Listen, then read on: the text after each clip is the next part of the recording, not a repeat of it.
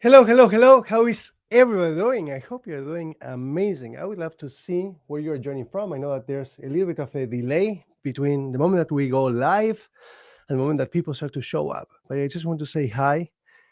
It's amazing to be here in front of you. It's a very special day for me because this is the day when I arrived in North America with my family 22 years ago. Such a special moment, and North America has been tremendous for me. I came as a 20-year-old. I was able to do so much with my career, with my life. I was able to become independent, to be able to get a sense of accomplishment, to be able to purchase my brand new vehicle. I came with nothing, and within a year, I had my brand new vehicle. Within 2 years, I had my home, and then unfortunately, it took me a very long time to understand how to navigate the job switch market. Unfortunately, I thought that employers were being fair, and I trusted them. I trusted them that they were fair, that they were giving me the job conditions that I actually deserved, and they did not. And then I started to recognize many years ago that I was not the only one going through that. I saw that there were a ton of people here on LinkedIn. We're streaming on LinkedIn, we're streaming on YouTube, we're streaming on Facebook now. But I noticed that there were a lot of people who were struggling to switch jobs and to actually to live the lives that they actually envisioned for themselves. And started to do a lot of research as to what was happening. And I noticed that there were two things that most professionals were struggling with. They were unable to land interviews, or they were unable to convert those interviews into job offers. So, what I would like to challenge you to do is to start to ask yourself where you're at and where you want to go. And not with regards to just your career alone, but with regards to the life that you want to live. So, this is a very special week because a couple of weeks ago, I ran an event for 5 days and I challenged people to start thinking differently. The very first day, it was about rewiring our mindset, um, and starting to look at ourselves, at our lives differently. What is it? What's the way that we want to live our lives? And then find a role that aligns with the life that we want to live. Unfortunately, most people do things the other way around. They're looking for a job and then they try to adapt that job to the life, you know, or the life to the job that they found.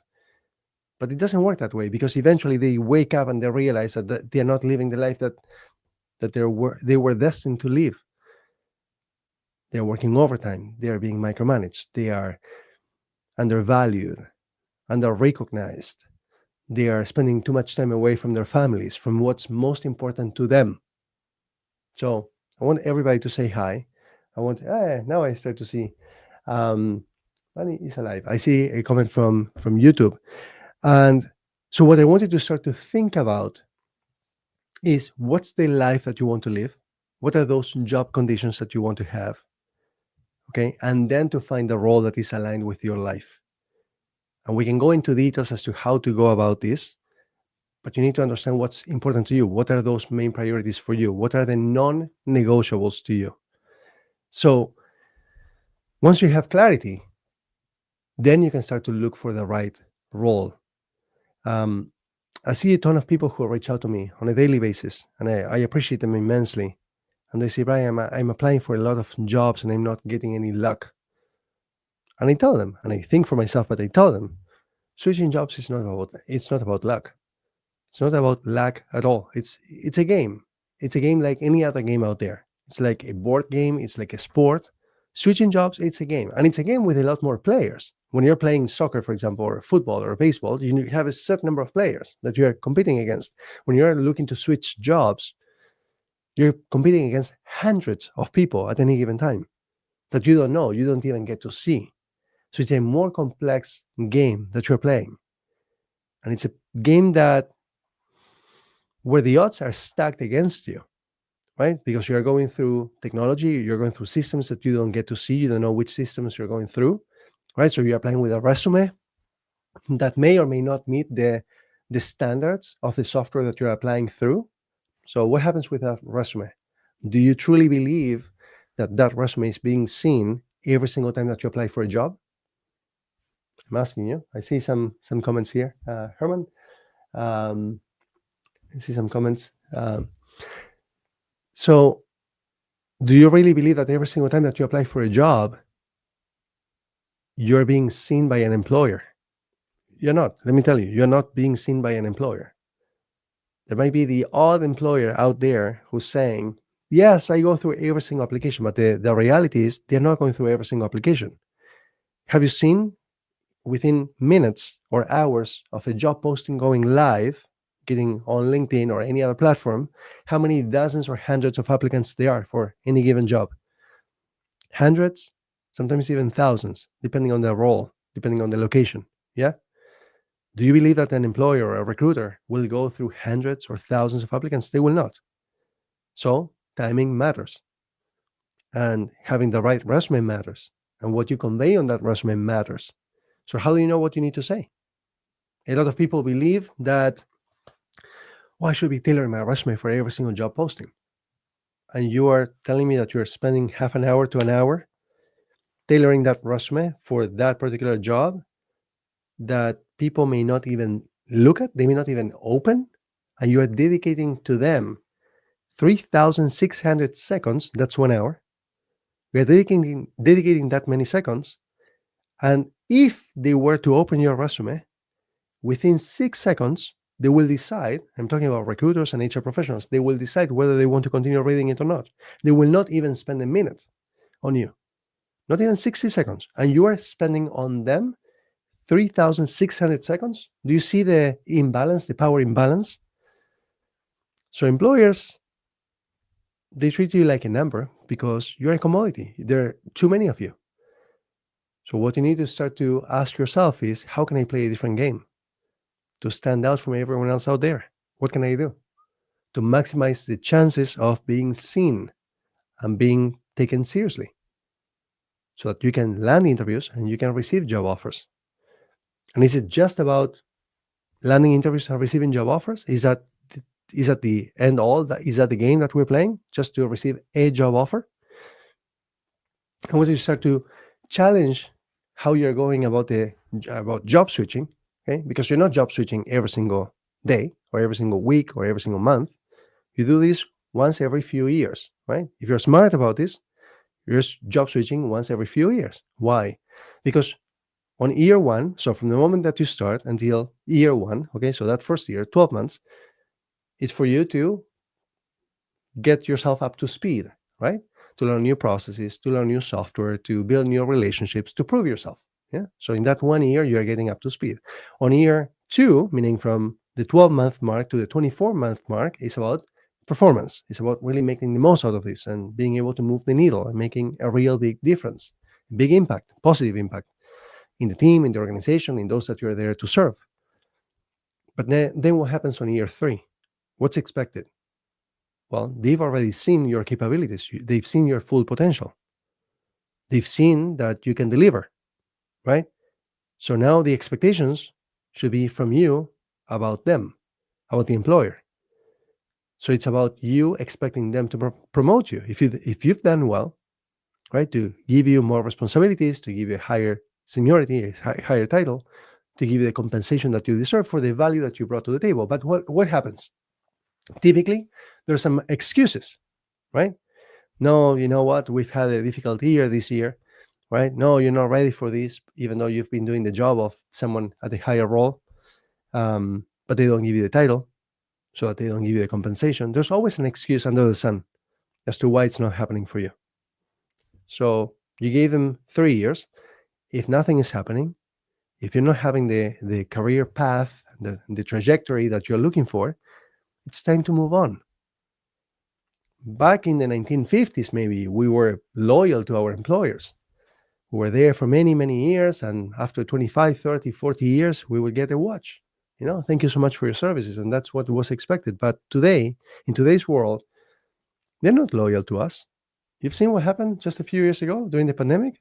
How many people were laid off, and they thought that they were all safe in their jobs. Do you think that you're safe today just because you have a job, a full-time job? You're not safe.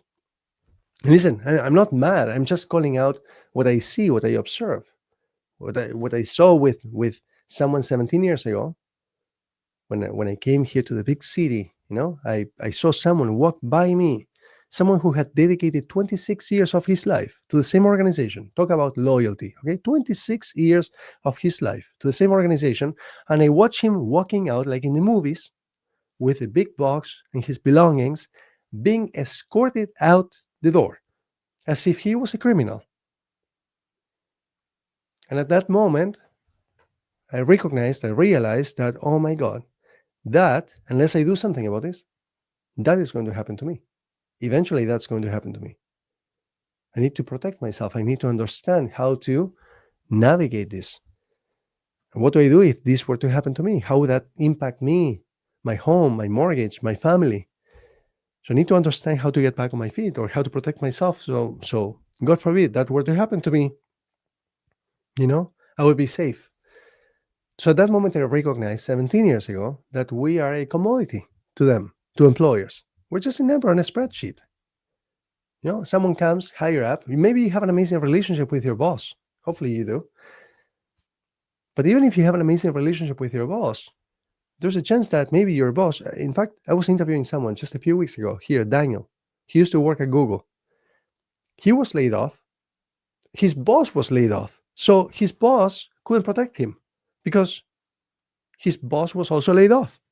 Because sometimes someone higher up decides we need to cut costs for whatever reason. And in many cases, they're just playing with your lives, unfortunately, because many organizations are publicly listed in the stock market, and they need to send the signals that they are cutting costs so that they can give more shareholder value, so that they can increase the price of the stocks, of their shares. So they don't really care whether you have a mortgage, whether you have someone sick in your family, whether you have any savings. They don't care about that. So the big question is whether you are protected, whether you are safe. Are you safe? Well, if you don't know how to switch jobs, then are you really safe?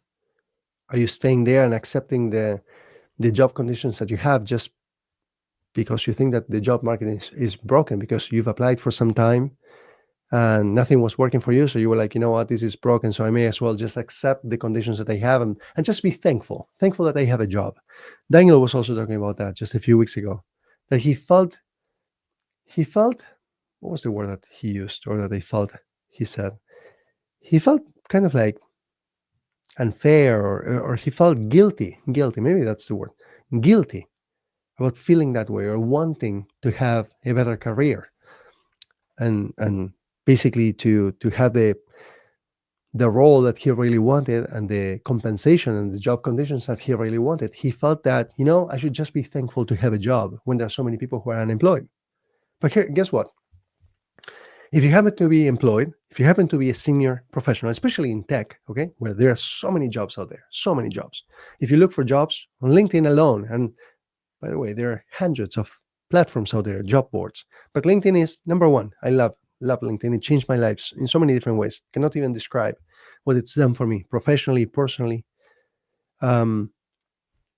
We find thousands upon thousands of jobs. You need to know how to look for these jobs, but if you look, you will find thousands upon thousands of jobs. Okay, I'm talking about North America. But the question is, can you land those interviews? And why do you feel that, okay, I should just be happy to have a job? No, that's not the life that you should be living. Just accepting to have a job is good enough. Have the job conditions that you really want so that you can be excited for the job that you have, for your career, so that you look forward to Monday mornings and Tuesday mornings and Wednesday mornings and Thursday mornings and Friday mornings, every single day of the week. I'll tell you, I've been blessed throughout my career to always feel, I have a lot of appreciation and gratitude. That's just who I am.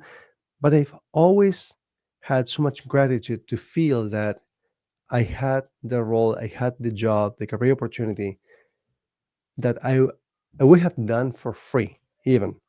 I couldn't believe that they were actually paying me to do what I was doing. I was like, I can't believe that they pay me to do this. I would totally do this for free. I always had a great time. I had great bosses. And when conditions changed, because in some cases they changed, right? Like I remember I was consulting for a small firm, but consulting for big firms. So working for a small firm, but consulting for big ones at an agency. They changed my boss. My previous boss was amazing, amazing, amazing. He had so much experience. He knew how to deal with me, how to get the most out of me. I was able to grow and learn and work for different industries within the same organization, consulting for different industries, automotive and mining and healthcare and banking and a bunch of different industries all at once. So it was an amazing experience. But then the company decided to change my boss. And all of a sudden, I found myself in a toxic environment with someone who had no experience. I'm not saying that she didn't have an experience. She actually didn't have any experience as a manager. She was terrible. So I remember waking up every day thinking, why am I still waking up? Why am I bringing myself to the office? I should just die. That's not a feeling. I'm not saying this lightly. There are a lot of people who are feeling the same way. What I would like you to recognize is that you're not a plant, you're not a tree. If you're not in the right environment, you move, you switch jobs, you move to a different environment where you're appreciated. A healthy environment. You take this plant, you take this tree, this flower from a sick or a toxic environment, you put it in a healthy environment, healthy soil, you will see that the plant or the flower or the tree, they blossom, they grow. But if you keep them there, you are going to kill them for sure. Right? So it's on you to move because you have legs. Now, a lot of people tell me all the time that the job search is broken, the market is broken. There's something wrong. But if you look around, if you are really detailed, if you pay attention, you will see that there are a lot of people who are announcing constantly that they're switching jobs. So how is it possible that some people are able to crack the code and be able to switch jobs at will whenever they want, and some people can't? So what is it that they know? Well, unfortunately, most people keep it to themselves, their cards to themselves. They don't share exactly what they know. And that is terrible for everyone else. So this is the reason why I share openly what I know. This is why I share the strategies that have worked for more than 1,000 senior professionals, especially in tech, to be able to switch jobs.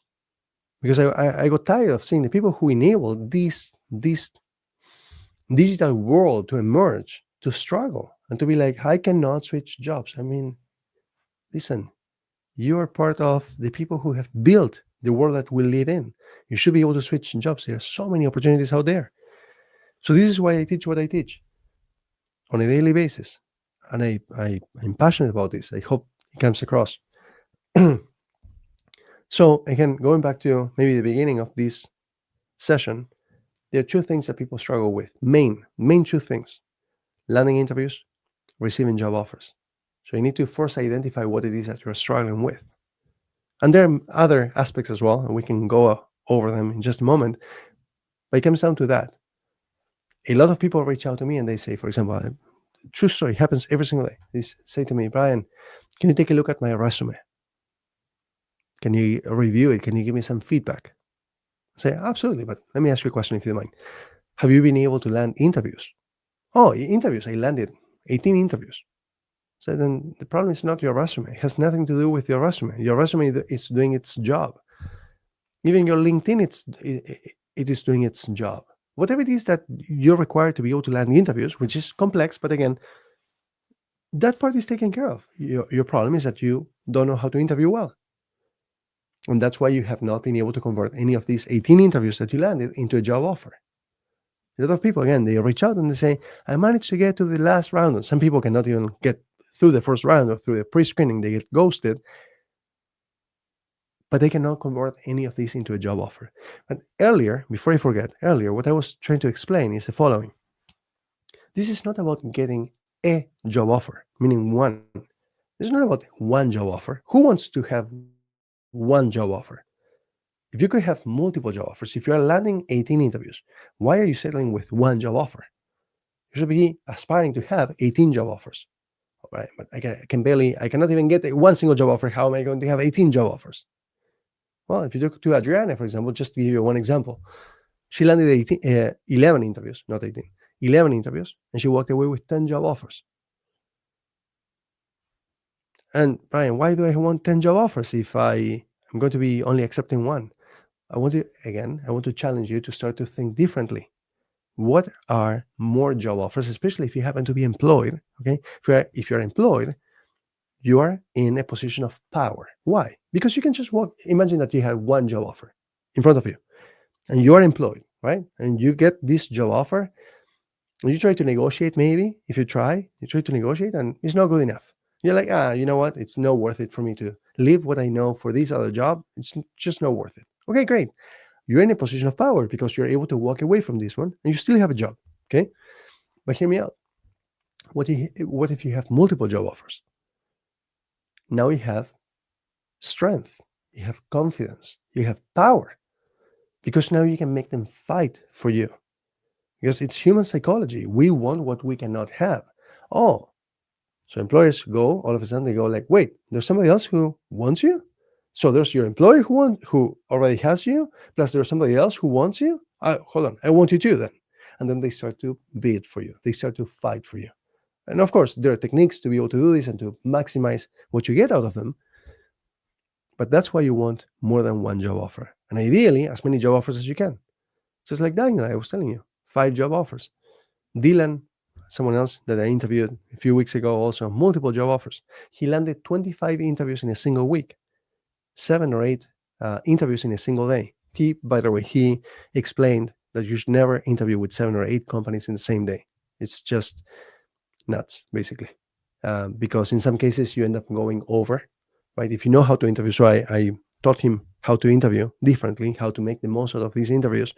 When you go over, which you do want to go over, then you end up overlapping with other interviews as well, and then you end up upsetting some of these employers, right? So 7 or 8 interviews in a single day is too much. Now, some of you might be like, "What do you mean 7 or 8 interviews in a single day? I couldn't even land 7 or 8 interviews in a whole year. What do you mean in a single day?" Well, let me challenge you again. What are you doing when you're applying for jobs? Are you tailoring your resume for every single job and allowing dozens or hundreds of applicants to come in front of you? Or are you waiting to apply when you get home? And again, maybe you're not tailoring your resume, but if you're not applying first, you're allowing a ton of people to apply before you. So do you truly believe that they are going to see you when you applied and you're applicant number 382 on the list? They're not going to see you. Right? So are you even getting through the filters, through the systems that are in place that you don't get to see? But when you're applying for jobs, you're actually making your way through. Are you ranked high? Are you putting the right keywords? Are you putting the right contents? Are you writing what the employers are looking for? Or are you writing what you want to say, what you feel proud of? Anyway, it's really complex. So a lot of people, again, come to me and they say, Brian, can you rewrite my resume? Can I? Yes, but that's not necessarily the answer. That's not necessarily the solution to your problem. And I know better. Thank God I know better. But there are a lot of people who come to me and they say, Brian, I paid someone, or I was thinking of paying someone to rewrite my resume, and it's not working. I say, I know that it's not working because your resume is one component of the whole job switch process system that you need to have in place. This is like me, I don't know, having the chassis of a vehicle and thinking that because I put the gas tank, it's going to run. Oh, I'm forgetting that it requires an engine, that it requires oil, that it requires tires, it requires rims, it requires a bunch of stuff, steering wheel, a whole bunch of stuff. So what I want to challenge you is to start thinking much bigger, broader. I start to challenge every single thing that needs to be in place. Again, most people, they are like, oh, I'm going to get a resume and eventually I'm going to land an interview and hope that I receive a job offer. Well, you're competing against hundreds of people. And during that interview itself, you're competing against another maybe 4, 5, 9, 10 people. Yes, maybe eventually after a year of trying this and landing a whole bunch of interviews and interviewing so many times, eventually you will receive a job offer. But that's not a strategy. That's hoping for luck. So I always say, if you want luck, go to the casino, buy a lottery ticket, play the bingo. But job switching is not about luck. It's about strategy, just like any other game. You play any board game, it's about strategy. You want to win, you need to know the rules. Okay, so start to compartmentalize. What am I struggling with? Let me ask you, what are you struggling with? Landing interviews. Okay, let's address that first. Without any interviews, you cannot receive any job offers, right? So let's make sure that you understand how to land those interviews. And second, understand how to convert those interviews into job offers so that you don't go through multiple rounds and then they tell you, I'm sorry, but you were not the right fit, or we decided to go with someone internal, or we say to put the job on hold, or whatever excuses they give you, if they give you any, because in many cases they ghost you and they don't give you any explanation. For the most part, that's what happens. So how can you actually convert those interviews into job offers? What's expected of you? Let me put it in different words, maybe. Why should employers rush to hire you if you sound and behave like everyone else out there? If you can be compared to everyone else out there, why would they hire you? I mean, you could get lucky. I mean, could be one of 5 people that are being interviewed, and yeah, eventually you will get a job offer. But will that put you in the ultimate position of power so that you can switch jobs fast with your desired job conditions? Or will you be settling for whatever it is that you can get your hands on? So challenge yourself. Ask yourself, what is it that you need to do differently to be able to land as many interviews as you can in a short time frame, like I was mentioning? In the case of Daniel, again, these are some people that come to mind: Daniel, Dylan, Adriana, a bunch of people that have gone through this. We've had more than 1,000 people go through this. Multiple interviews in a short time frame, multiple job offers in a short time frame, to be able to have leverage to make them fight for you, so that you can negotiate from your ultimate position of power, negotiate and obtain your desired job conditions. That is what will truly make the biggest impact in your career, in your job switching. That is what will give you that skill that you need to never allow employers to take advantage of you again, so that you can protect what is most important to you, your personal life, right? So I'll give you one example. I was working for a large bank. I don't know if I can say the name of the bank or not. I'll say the name: Scotiabank. Okay, beautiful. I loved working with my colleagues and my boss. I loved them. But eventually, my boss, she was like, "Hey, I was being told from higher up that all my employees, my direct reports, they need to come back to the office." And I said, "Okay, I'm not coming." And she was like, "What do you mean?" I was like, "I'm not coming back to the office." And this was, remember when companies started to ask, or organizations started to ask people to come back to the office? I was like, "I'm not coming back to the office." Just like, "What do you mean?" It's like, "No, during the pandemic, you needed us, and you needed us to work from home and to deliver. I was there and I delivered. And now someone made the decision to bring us back to the office. You're happy with my performance. You know what's more important to me than this job? Waking up and being able to be there for my children when they wake up, being able to make breakfast for them when they wake up, making them lunch, dropping them off at school, picking them up from school, helping them with their homework, making a snack in the afternoon, waiting for my wife maybe when she's at her office with dinner, being available when my kid, this happened just a few weeks ago, my son, he was playing outside, and he got dirty. He fell and he got in the mud, so he had his pants dirty. So the school called me. They were like, "Hey, don't worry, everything is okay." I was like, "Oh, thank God." Every time I see the school on my caller ID, I was like, "Oh my God, I hope that he's alive." And they were like, his pants are dirty. I was like, "Okay, I'll be right there." 5 minutes later, I was there with pants. Or a few days ago, he had earache. I don't know what that's called, but earache. It hurt in his ear. So I brought him some Motrin, some medicine. And then again, it happened. I was there again. Or when they need to go to the doctor, I go and pick them up and take them to the doctor. That to me is what's most important. I want to be able to be there for them, to have that flexibility. So I said to my boss, "I'm not coming back to the office." Like an hour and a half commuting every single day, each way, by the way, that's 3 hours per day. If you do the math, 220 days a year, that is 660 hours wasted with no value whatsoever for anyone, not for them, not for me. So it's like, I'm not doing that. But you know why I was able to stand up for myself? Because I know how to switch jobs fast from my ultimate position of power. Now, if she said, "Brian, you know what? There's no discussion here. I need you to come back into the office. And we have said, no worries at all. Come into the office. 2 weeks, I'm out of there with another job. But you know what?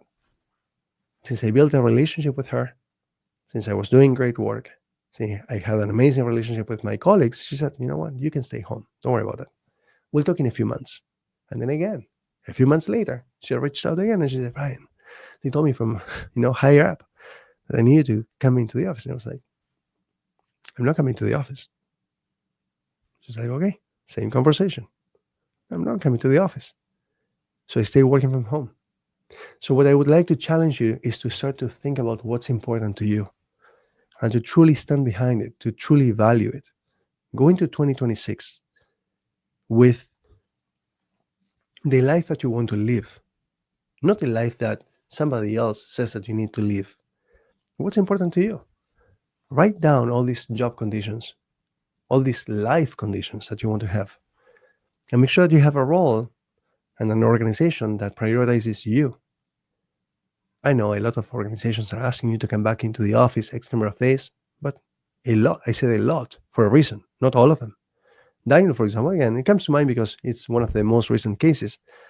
He's working fully remote. He was able to double his income. So you can do it too. What's stopping you? Oh, maybe you're thinking, well, I don't have all the education or the certifications or the skills. Someone messaged me a couple of days ago and said, hey, I only have 7 out of the 10 skills that that employers are looking for. You're stopping yourself from applying. In fact, we discourage people from being 100% qualified for the jobs that they're interested in. If you want to grow, do you really want to have all the skills, or you want to leave some room for improvement, for growth, for learning, for making possibly some mistakes? Some, not a lot of them, but some mistakes also. So we discourage people from applying to jobs that they are 100% qualified for. And if you're thinking, but Brian, even when I'm 100% qualified for the job, I cannot land the interviews. I told you earlier, it's not rocket science, but it is quite complex to be able to land interviews. You have your resumes, you have your LinkedIn profile, you have your job application strategy, you have networking, you have the way that you actually speak to recruiters. When you speak with them on the phone, when they are pre-screening you, what things you're saying, what type of relationship you're building with them, how do you earn their trust, how do you get them to like you, to believe in you, how do you sift through, how do you move all the way to the top with all those keywords and the contents that you're putting on your resume? A lot of people, again, they show me their resumes, I open them up, whether it's on my computer or my mobile device, and it's all jumbled up. I'm like, do you even look at what you are sharing? It's garbage. It looks like garbage. That is your first impression. And in my case, I'm not judging, okay? But I'm telling you, if I was an employer, I would not be impressed. That thing that you just sent me is like all jumbled up, all these contents on top of each other. And if that's not an issue, the next issue is that they write whatever comes to mind. People are typically writing, oh, I feel proud of this and I feel proud of that. Who cares what you feel proud of? It doesn't matter. What matters is what employers are actually looking for. And if you're like, but I don't know what employers are looking for. Yes, you do. If you took the time to understand what the market is looking for, you would see that the job postings actually tell you what employers are looking for. Anyway, I'm very passionate about this. Unfortunately, today I didn't drink a lot of water. So I'm losing my voice, and I have an event that is coming up in a bit later tonight. So it's 5:34 p.m. Eastern, and I'm going to put something here because I would love to see you there. There's this event that I'm running. A couple of weeks ago, I ran this event, and some of the people who joined this event, they already confirmed that they are landing interviews and that they have already switched jobs. Like literally, I just did this 2 weeks ago. And people are already reaching out saying that they are already seeing the results. If switching jobs and living the life that you truly want to live is a priority for you, listen, it's the end of the year. You need a bit of time. There's no magic, okay? I'm not promising magic. Oh, you come to this thing and in one day you're... No. You need to learn. You need to understand. I told you, it's not rocket science, but it is complex to understand the rules of this game. Unfortunately, this game has a lot of rules. So this week, and this is the first day that I'm going to be doing this, so my recommendation for anyone who is actually serious, only you know, I cannot make that decision for you. If you're serious about your career, and you want to go into 2026 with the job that you want, with the job conditions that you want, and feel valued and feel recognized and be fairly compensated and have flexibility, have power, have freedom, have recognition, have the title, have the role that you are looking for, the excitement, the happiness, the joy, the fulfillment, have absolutely everything that you're looking for. Whatever is important to you, only you know what is important to you. Join me tonight. Join me tomorrow night. Join me the day after. So every single one of these days, this week, it will be the last event that I do for the year, and it's going to be insane. There are a ton of people already registered. And grab your seat. It will blow your mind. And then you will be like, now I understand how to approach my career. I want to tell you that for 15 years, I wasted my time. It took me 15 years. Just try to picture this: 15 years to go from $18,000 to $90,000. And then it took me 4 years to go from $110,000 to $300,000. Now, if you're thinking, but Brian, you must have something special. I don't. I had a disadvantage, actually. I came here when I was older. I was almost 20 years old. I immigrated. I came with an accent. I didn't finish university. I went to university and I made a decision to drop out. And I went to a college and I had a 1-year diploma. I'm not the most educated out there. I wasn't the best student out there. Thank God I was able to finish a 1-year program. I didn't have any connections. I didn't have a network. So if I could do it, you can do it too. But you need to learn the rules of the game so that you can land those interviews, as many interviews as possible in a short time frame. Yes, even at the end of the year. In fact, I want to encourage you to do one thing, please. A lot of people, or the vast majority of people, I always try to talk 80-20. Typically, it applies to everything, 80-20. So 80% of people stop applying for jobs at the end of the year. They're like, you know what? Companies are not hiring anyway. So why keep on applying? I mean, it's going to be a waste of time. I'm going to just check out. I'm just going to, reset my mind, my brain. I'm going to just recharge my batteries. I'm going to go on vacation. And then I'm going to continue maybe mid-January. And say, don't. This is the time of the year when you want to double down on your job switch, on your efforts. This is the moment when everybody else is clearing out for you the path and saying, okay, go ahead and apply. And yes, there are many organizations where the processes will become slower, but get yourself in front of the organizations. Start the processes at least. Even if the processes finish mid-January, that's okay, but get in front of them. Don't wait until mid-January when everybody else is rushing to apply for jobs again. Just making it so easy for them to beat you. You want to beat them? This is the moment. I can tell you plenty of cases of people. In fact, yesterday, someone, I'm not going to say the first name because it's a very special name, unique name, I should say. But he received a job offer which is 74.5% higher than his current job. And that's not the highest that we've seen, but we typically see 30 to 50%, 74.5% in this case. They actually are paying for his vehicle as well. They're giving him a truck. They're giving him gas. He's paying on a monthly basis. He pays somewhere between $600 to $800 in gas.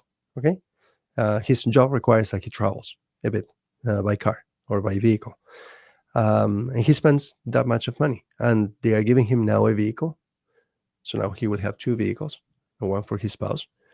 He will have free gas as well, and they increase his salary significantly, something like 65%, something like that.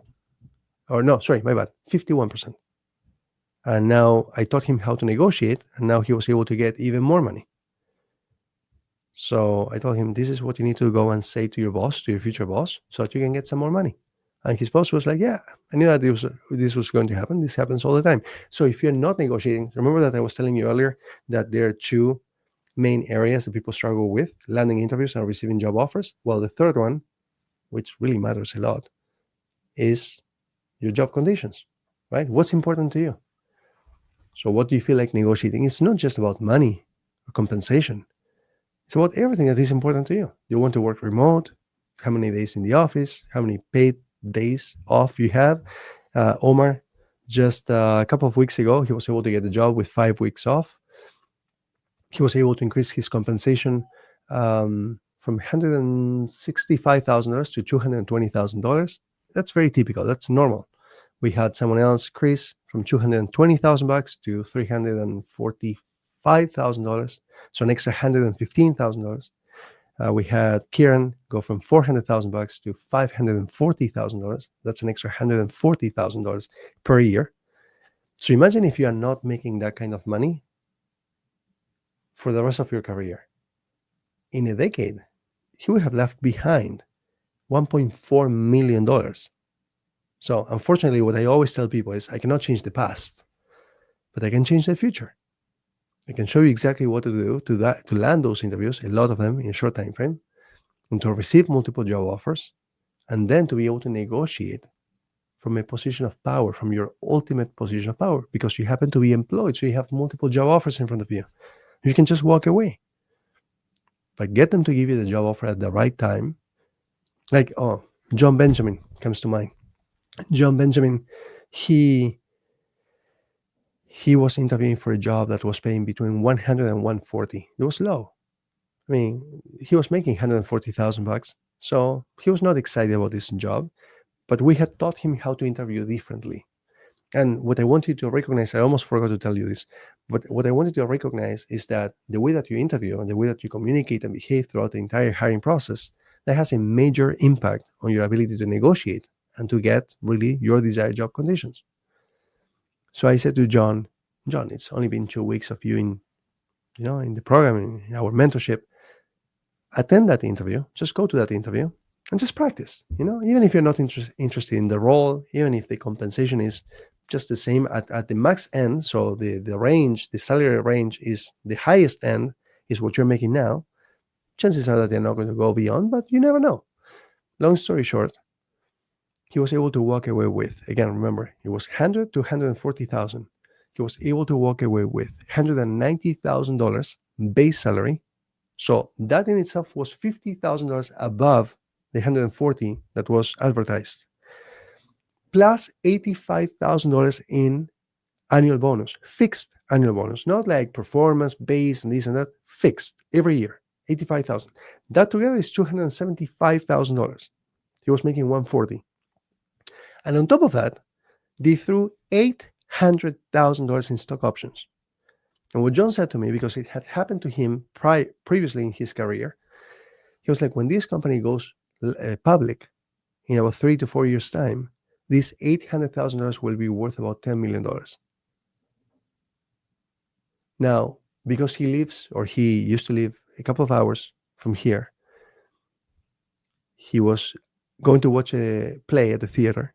He invited me, my wife, my kids. He was engaged, and they came to the play and they invited us out for dinner. And we were sitting down for dinner. I was trying to be very modest, right? With not just eating some pasta, but I helped him make a ton of money, like double his salary, and then the stock options, which was nuts. So he was like, no, just please have some meat, some steak, have some wine, just like treat yourself. I was like, oh my God. And then he points through the window and he's like, do you see that vehicle, that Mercedes, black Mercedes SUV? I was like, yeah, beautiful. He was like, I just got that for my fiance, thanks to you. And guess what? I also got another one, a sedan, a 4-door for myself, sitting at home. I was like, it truly changed this guy's life. But that's not the only person. We've done this for John, we've done this for Daniel, we've done this for Dylan, we've done this for the other Dylan, we've done this for Nicole, we've done this for Maria. It doesn't take long to switch jobs. For some people, it takes 5 weeks. For some people, it takes 13 days, like Nicole. The first time we did it with her, the second time it was 30 days. With Dylan, it was a couple of months. The other Dylan, it was about a month and a half. With Leo, it was a month and a half. Anyway, so many people are going through this. The only thing that you need to do is follow a recipe. Just sit down, follow the recipe. So this week, what we're going to be going through on this over here is the recipe, the strategy. So on day one, we're going to understand what's most important to you so that you have that clarity, right? So First of all, we're going to have that strategy from end to end. You need to understand where we're going. And by the end of day one, meaning tonight, at 8 p.m., by 9 p.m. Eastern or 6 p.m. Pacific, you're going to understand the strategy, and you better believe that this works. That's my job, to convince you that this actually works. And you're not our guinea pig. We've done this with more than 1,000 senior professionals, especially in tech, but also in other industries. But this truly does work. You will see my passion come through. So I will drink a lot of water before our session. I'll just bring the heat into that session. Okay. There's a lot, and I will ask you, I ask everybody, please wear some band-aids. You're going to be taking so many notes. So wear a band-aid on this finger and wear a band-aid on this finger, because otherwise this part of your fingers are going to become really, really hard. Okay. So you're going to be taking a lot of notes. I know someone that I mentored who took 300 pages worth of notes throughout my mentorship. So if you want value, if you want knowledge, if you want expertise, if you want strategy, you can get that. So on day one, it's the entire strategy. And again, you better believe at the end of this that this is the way to go. And then tomorrow, on Tuesday evening, same time, we are going to go through clarity, finding clarity. So I'll tell you one of the mistakes that professionals make, which is they're applying to a whole bunch of different roles. So over the years in my career, I've been a full stack developer, software developer, okay? And then I became a business analyst, and then I became a product owner, leading software development teams for startups, for multinationals, for public sector, the government. But one of the things that enabled me to switch jobs fast was always having clarity, being laser focused. That's what I want, and that's where I'm going, okay? But what I see on a regular basis is people reaching out and saying that when I ask them, they say, I'm applying to this, and I'm applying to that, and I'm applying to that, and I'm applying to that. And I understand why. Because they first started applying to the one that they wanted, but they were not landing any interviews, or they were not receiving any job offers. So they were like, I'm going to cast a wider net. And then they couldn't get anywhere. And then they were like, I'm going to cast an even wider net. And then I'm going to cast an even wider net. But here's the challenge with this thinking or this approach, is that eventually, if you end up getting a job offer, you will be miserable. You will be waking up every single day to do a job that you don't want to do. You didn't want this one or this one or this one. You wanted this one. So understand what it takes to be able to actually get that one. You're not landing interviews. Let's go and land the interviews. You're not receiving job offers. Let's go and receive the job offers. But those are the two main criteria that you need to understand. And then, of course, once we have multiple job offers, we're in the ultimate position of power. We can negotiate and obtain your desired job conditions. Okay, so on day two is clarity. Which is the right role for you based off the life that you want to live, right? So you align the role to the life, not the other way around, not the life to the role. That makes no sense. Then on day three, we're going to go through interviews. And what will actually make you the indisputable candidate, so that they don't even remember about who else they interviewed before, so that they don't even want to continue with the hiring process with anybody else, so that they recognize that it's you and you only, and they want to hire you. Because unless you make them feel that way, it's about what they feel.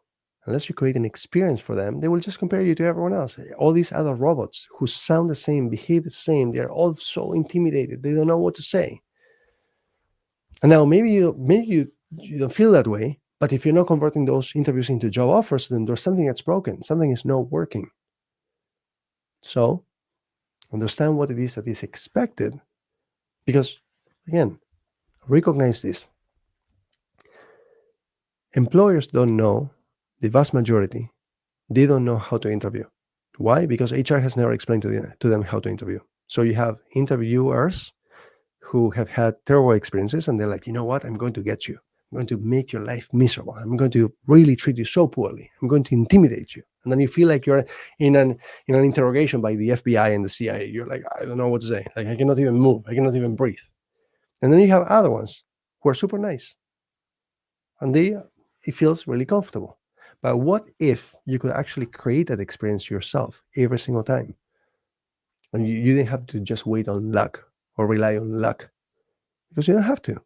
If you know how to control the interview, if you know how to control the experience, to create an experience, to find things in common, to make them feel something. Because again, they are not going to necessarily remember what you said. Remember, you probably know this. People say that they don't remember what you said, but how you make them feel, right? So the same thing applies. They're still human, even though they look like they're the FBI and the CIA. I mean, try to turn them back into human beings. But it's on you to control that interview. So most people think that, okay, or candidates, I go in and I just need to depend on them. If they're nice, I'm going to be nice. If they're rude or if they're, cold, I'm just going to just stay that way. No, you go in with a plan, with a strategy, with techniques to be able to convert that interrogation, that interview, into a conversation and connect with them on a personal level. I had someone, in fact, this was also from Scotiabank, my manager. When she was interviewing me, first interview, she said like this. She came close to the camera and she said, Brian, I want to tell you a secret. At that moment, and he was like, yes, I got the job. Because why else in the world would she actually want to tell me a secret? So you create that experience, you earn their trust, you become liked by them. Okay? It's important that you understand that this is an experience that you're creating for them and that you connect on a personal level. They need to like you, they need to trust you, they need to believe in you, they need to feel confident that you can actually perform, they need to believe in your values. So don't just show up and hope for the best and answer like everybody else. The first question, for example, can you tell us a bit about yourself? And then you just go with your elevator pitch for half a minute, 30 seconds, that nobody will remember. So intimidating. Oh, thank God, I finally finished with this 30 seconds. You don't even enjoy it. They don't enjoy it. They don't remember it. You don't even know why you're saying what you're saying. You don't have a plan. You don't have a strategy. It's the first question that they ask you, and you already butchered it. They ask you, do you have any questions for us? And you ask some made-up questions that make no sense, trying to show that you're curious, and they're not even meant for that, these questions at the end of the interview. What I would like is for you to challenge absolutely everything that you're doing and saying. And if you cannot challenge it because you have not spent the years or the decade that I have, the thousands of hours mentoring other professionals, then don't figure this out. Allow me for this week, at the end of this week, to tell you exactly what to say or what to do, to have a strategy to be able to shift your mindset, to approach the job switch game differently. Because to be like everybody else, you will continue to be compared to everyone else. Okay? So that's on day 3, on Wednesday. On Thursday, we're going to talk about negotiation. A lot of people think, okay, whatever they give me, that's what I need to accept, whether it is a cultural thing, or I come from a country where, I need to accept, or no one ever taught me how to negotiate for my salary, or I'm scared because I might actually lose it. You can negotiate, especially if you have multiple job offers. That's what you should do. No, it's not that you can negotiate, it's that you should. HR is actually expecting you to negotiate. They are laughing when you don't negotiate. So negotiate, but do it tactfully, do it strategically, know what you're saying and what you're doing, what you're asking for. Know whether it should be via email, whether it should be on the phone, whether it should be virtual. There are many different ways to negotiate depending on the circumstances of that particular job offer and that particular hiring process, and how many opportunities you have in front of you and what you've said to the other opportunities. So on day 4, on Thursday, we're going to go through negotiation. But Brian, many times they ask me how much I'm currently making, how much I want to make, and then they disappear and they ghost me. I totally get it. I know exactly what you're going through. I've mentored more than 1,000 senior professionals, especially in tech. So tell you exactly what to do and what to say. And then on Friday, finally, we left it for last landing interviews. What does it take to actually land interviews? So of course, resume and your LinkedIn profile and your job application strategy. How are you going to actually get through all these job postings and apply? Many times I ask people, how many jobs have you applied to in the last, let's say, month? And they say, I don't know, 30. I'm like, 30? What do you mean 30? We applied to 30 jobs in 4 minutes. I'm not kidding about this. I'm not exaggerating about this.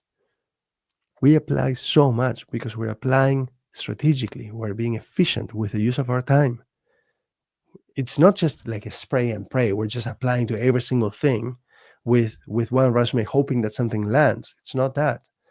But with the right resume, with the right keywords, with the right content, with the right format, with the right LinkedIn profile configuration. Many people who are showing up here, their profiles are not configured properly.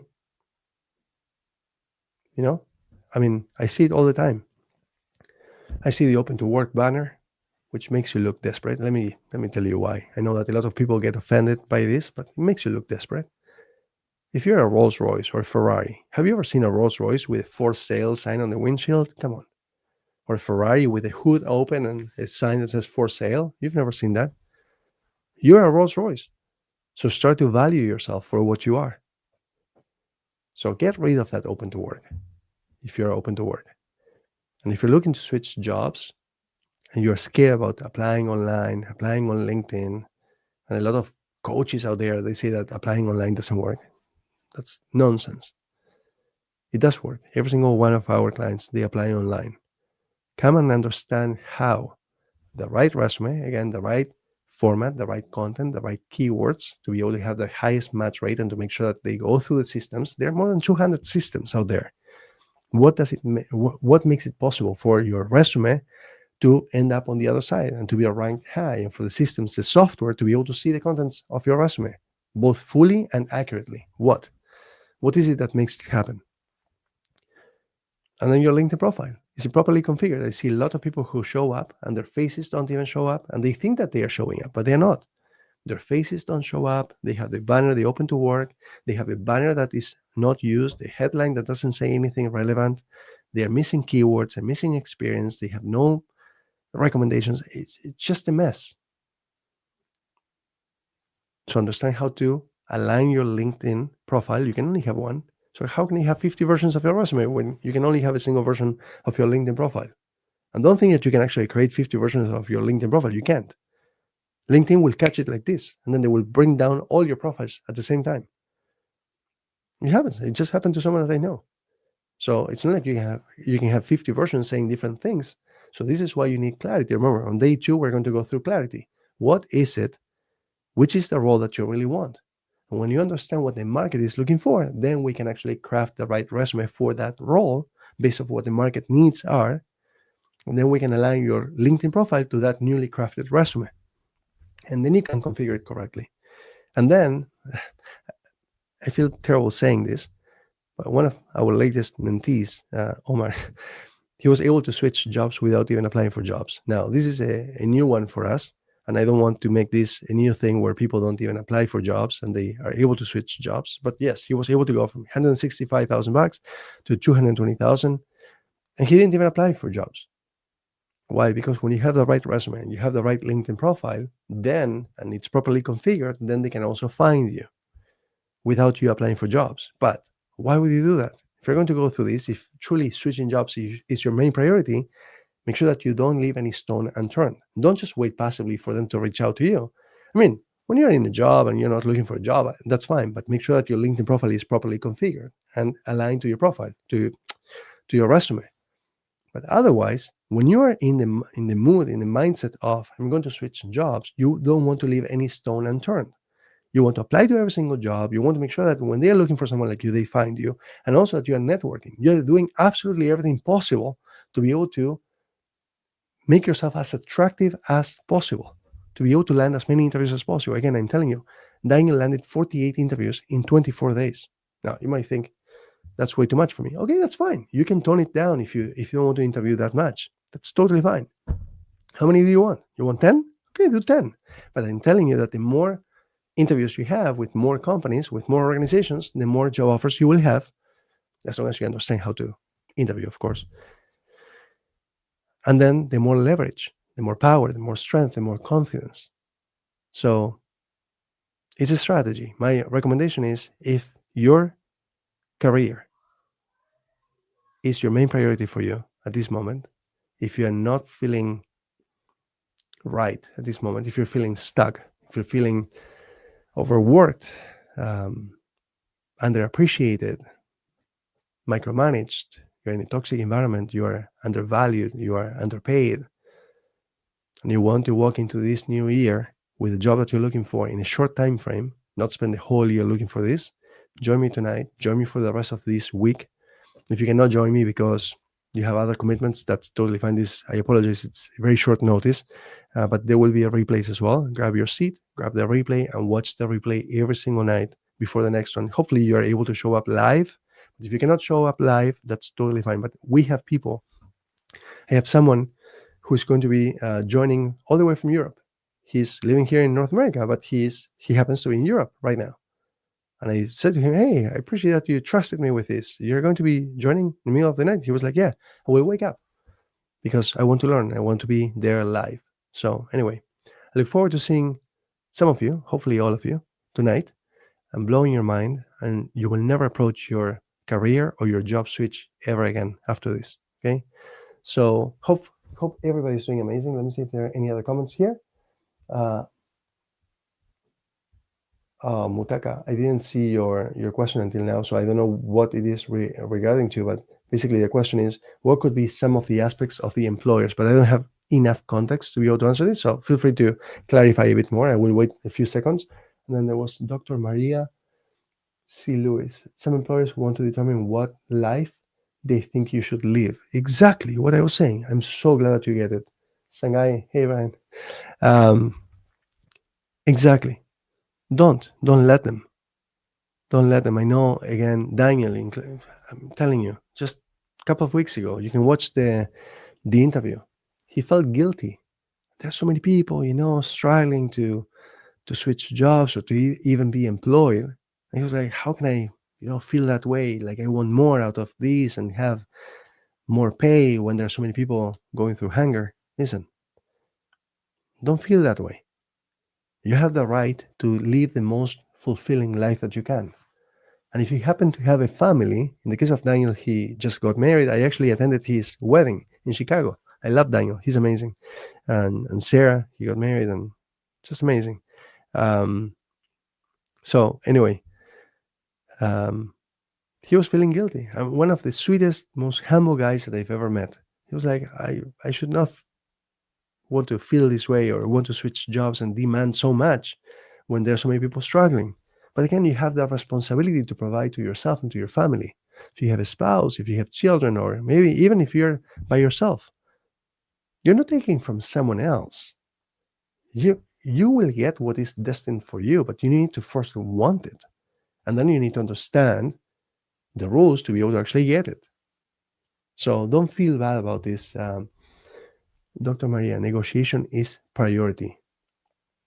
Yeah, negotiate. Make sure that you have the right job conditions. In the case of Daniel, for example, he knew that he wanted to work fully remote. That was priority for him. He wanted work-life balance. He was able to get a job offer for $483,000. But he was like, I don't want to be working. Like my boss, he was able to learn that his boss was working 65 to 70 hours per week. And he was smart guy. He was like, if my boss is working 65 to 70 hours per week, I will probably be expected to work 55 to 60 hours per week. And he was like, I don't want to work 55 to 60 hours per week. I mean, I'm about to get married. I want to be there for my wife. I want to raise a family. So he was like, I want work-life balance. So that particular job, he was like, I don't want to take that on. And he wanted to be fairly compensated. Okay. He wanted to be fairly compensated because he was leaving a lot of money on the table. And again, he was able to go from 120,000 to 238,000. He was able to double his compensation. Again, he was able to say no to another one that was 483. Why? Because he was going to be expected to work an extra 80 hours per month. That's a lot of time. That's like an extra 2 weeks per month. That's crazy. And he wanted to find fulfillment. See, so he chose a role in an industry in an industry where he feels that he's making this world a better place. So every single day he wakes up, he's happy, excited, fulfilled, challenged. I met his family and his friends at his wedding, and they were like, Brian, we've never seen Daniel as happy as we've seen him since he switched jobs. So ask yourself, if you're waking up and dreading to get out of bed and you're like, oh my God, I don't want to keep on doing this, then you know that it's time to move. Otherwise, you're going to start aching mentally, emotionally, physically. You know what you deserve. You know what you want. And if you've been trying for some time, and it's not working, then you need some guidance. And I will see you tonight, hopefully, God willing. And if you don't want to search, if you don't want to waste too much time, some people are like, you know what? I want to go through this, but I don't want to waste any time. Great. I'll see you tonight as well. The best advice that I have for anyone is time box your efforts. If you're going to try to do something by yourself, because you're like stubborn, you know what? I would try to figure it out by myself. That was a mistake that I made for many years. I thought like, oh, I can figure it out. Yes, of course, we can all. I mean, I was having a conversation the other day with Jonayad here on LinkedIn Live as well as a guest. I had Jonayad here. You might know him. He's amazing. And Jonayad was like, no, they cannot figure this out. This what we figure out, no. It takes thousands and thousands of hours and talking to so many people. Again, remember that most people hold their cards against their chests. So you don't know exactly what they went through, but we do because we've actually mentored more than 1,000 of them. So we know exactly what's happening in the market. So he was like, no, they will not figure it out. I was like, you know what? Maybe if you spend enough time and energy, and hopefully you're able, I mean, you're smart people, hopefully you're able to figure it out. But you know how much time and effort and money you will have left behind by the moment that you actually figure it out? So imagine that I have my vehicle, okay? So I drive electric, okay? I drive Tesla. But before, when I didn't drive Tesla, when I drove a Nissan, let's say that the engine broke. Could I figure out how to disassemble the whole thing, take it apart and fix it and whatever, do whatever it is that needs to be done, and then assemble it back together and put it back in the thing and hope that it actually works? Can I figure it out? Yeah, with enough time and energy and patience and resources and whatnot and strength and tools and whatnot. Yeah. Or I can just bring it to the mechanic and be like, hey, what's going on? And maybe the mechanic says, hey, actually, the problem is not the engine. The reason why it's not starting is because you have no gas in the tank. You understand? So I'm not the expert here with regards to mechanics. I love vehicles, but that's not my area of expertise. All I know is that it's not starting. With this, it's the same thing. A lot of people come and say, can you rewrite my resume? Since when you know that that's the problem? Why don't you allow me to tell you whether this is the problem? And in many cases, I tell people that's not the problem.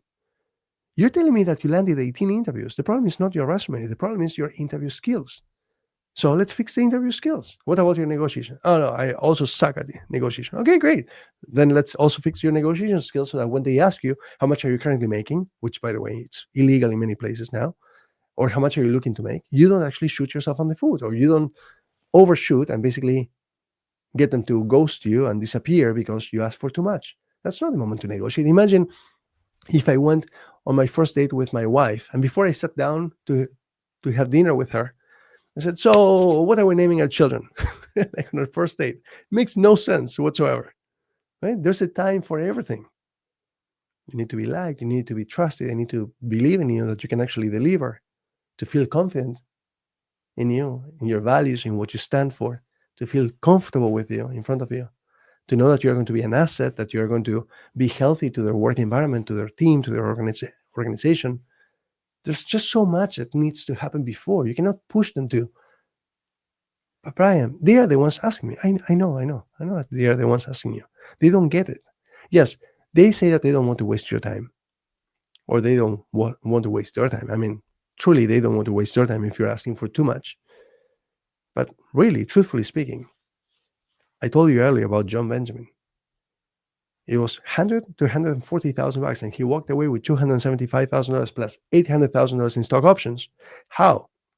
Or Kieran, who was being offered $400,000 as a job offer, and 48 hours later, we had $540,000. We negotiated and got an extra $140,000. If we had just accepted that, or if we had actually said yes to whatever number before we even started with the whole application, then we would have shot ourselves in the foot. But now, because we didn't negotiate in the beginning, we negotiated in the end, he was able to walk away with an extra $140,000 per year. And that's the thing. Might not sound like much, even though it is a lot. I mean, these are green dollars. Okay, I'm talking about New Jersey. $140,000 extra. But that's not it. It's per year. So if he has 20 years left in his career, that's $2.8 million at least, because every year he's also going to have a raise. So that is 140,000 as long as that stays consistent for 20 years. That will go up. And now that he knows how to switch jobs from his ultimate position of power, he will be able to do this. It will be more than 3 million bucks for sure. Okay, way more. So let me see if there's anything else here. Herman, when you have multiple offers while you are employed, you don't have anything to lose. You're in a position of power to negotiate whatever your terms are. 100%. Let me put that here on the screen. 100 million%. Okay. When you have multiple offers while you are employed, you don't have anything to lose. You're in a position of power to negotiate whatever your terms are. Okay, 100%. So anyway, before I lose my entire voice, I was planning to do this for maybe half an hour, but I'm super passionate about this. I love this. I live and breathe this, and I love to make a positive impact in other people's lives. Hopefully you got good value out of this, and I will see you tonight. Take a screenshot or write it down, switch jobs now, and basically go there, switch jobs now, and I'll see you tonight. I will blow your mind. You will see. Okay. So see you later. Thank you for keeping me company. And yeah, 22 years in North America. It's the best. It's amazing. It's changed my life. It's changed my family's life and so many other people's lives, not just ours, but it's enabled me to find my purpose, to unlock my full potential, and to unlock other people's potential as well. So looking forward to being part of your journeys as well. Okay. Talk to you later. See you later. And looking forward to getting to know you better as well. Okay. Cheers. Good night.